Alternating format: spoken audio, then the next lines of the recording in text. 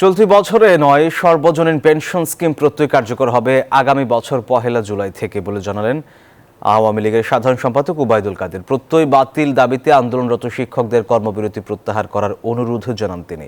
কোটা বিরোধী আন্দোলন প্রসঙ্গেও কথা বলেন কাদের। জানান, কোটা বিরোধীদের অনেক দাবি ও যুক্তি সংবিধান পরিপন্থী। স্কিমে অন্তর্ভুক্ত করা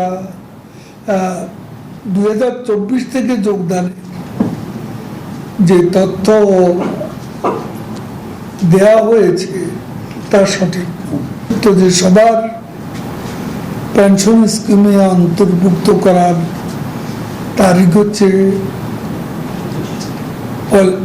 1 জুলাই 2025। কোটা বিরোধী আন্দোলনকারীদের দাবি ও অনেক বক্তব্য আমাদের সংবিধানের রাষ্ট্র পরিচালনার মূলনীতি বিরোধী।